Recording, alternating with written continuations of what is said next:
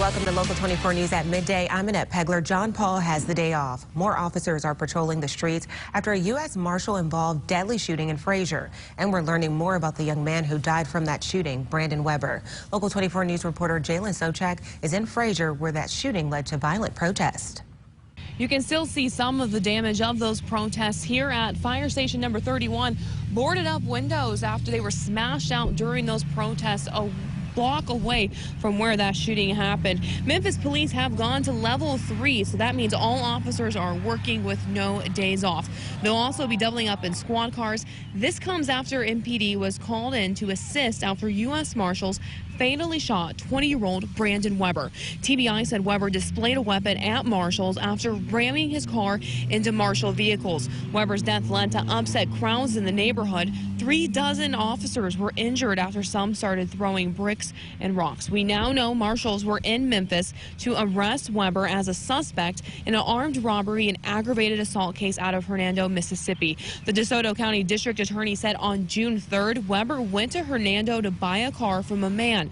After a test drive, Weber was accused of shooting that man 5 times before stealing the car. Hernando Police Chief Scott Worsham had this to say about deploying Marshals to Memphis.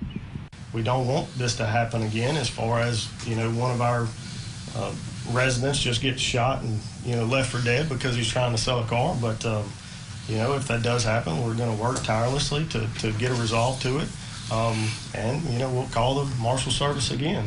I spoke with a man who identified himself as Weber's father. He says the accusations against his son are simply not true. He did not steal a car. He denied doing an interview with us at this time.